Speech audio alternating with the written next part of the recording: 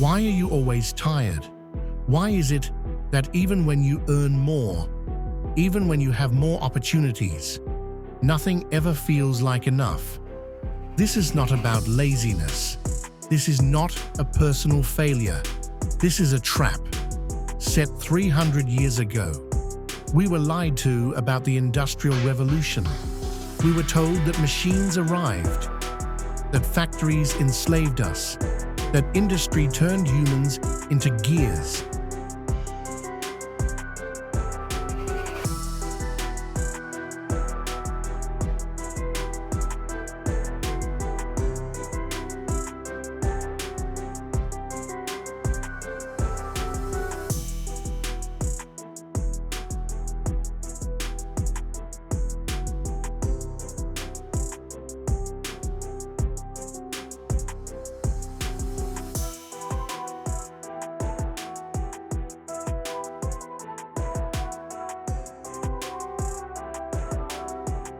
But that story is wrong.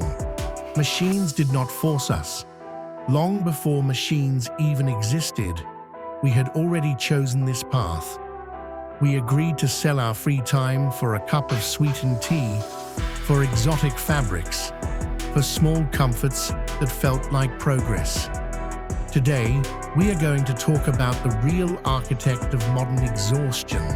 Welcome to Modern Collapse. Today's topic: the Industrious Revolution.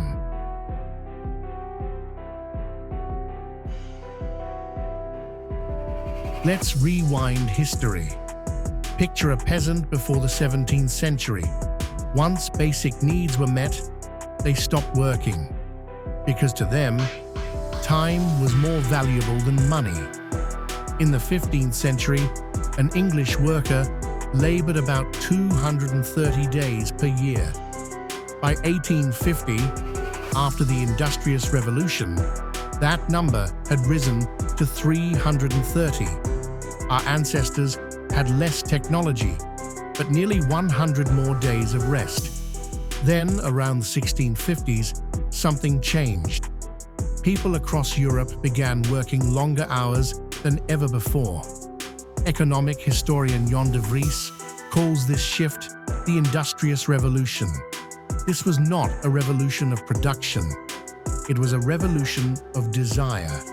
People no longer wanted only to survive. They wanted access to a new, shimmering world, arriving from across the ocean.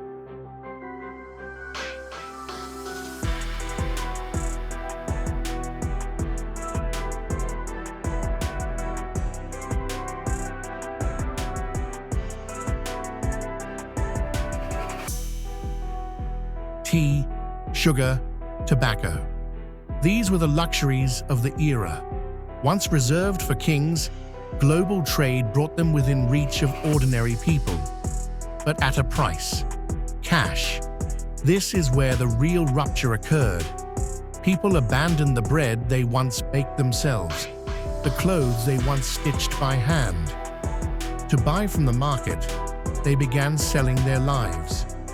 In 1670, fewer than 5% of households owned tea sets or porcelain. By 1780, that number exceeded 80%. In less than a century, luxury moved to the center of daily life. In early 18th century England, annual sugar consumption was under 1 kilogram per person. By the early 1800s, it had surged to 8. This was the collapse of a self-sufficient human being. And from that moment on, we became structurally dependent on the system.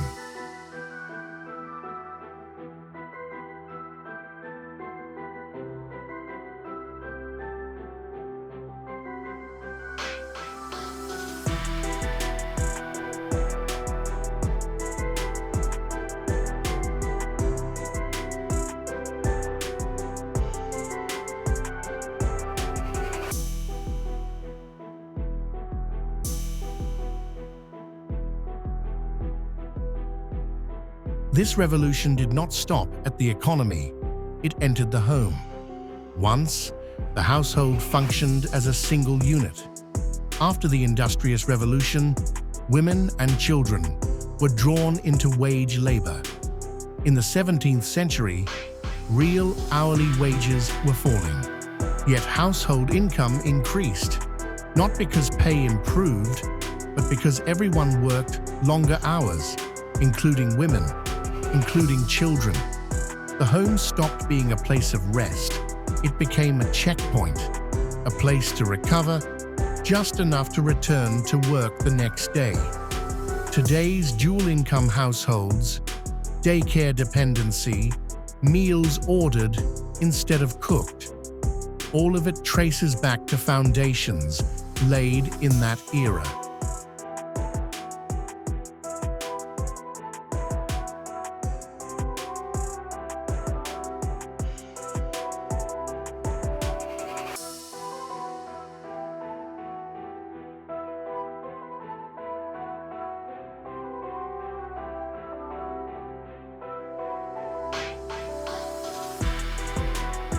Today, we talk about burnout, but we are the descendants of the first modern humans who agreed to work 2 extra hours for a single cup of sweetened tea.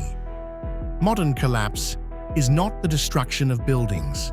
Modern collapse is the disappearance of the feeling of enough. So ask yourself, are you working because you truly need to, or because you are quietly serving a desire that never ends?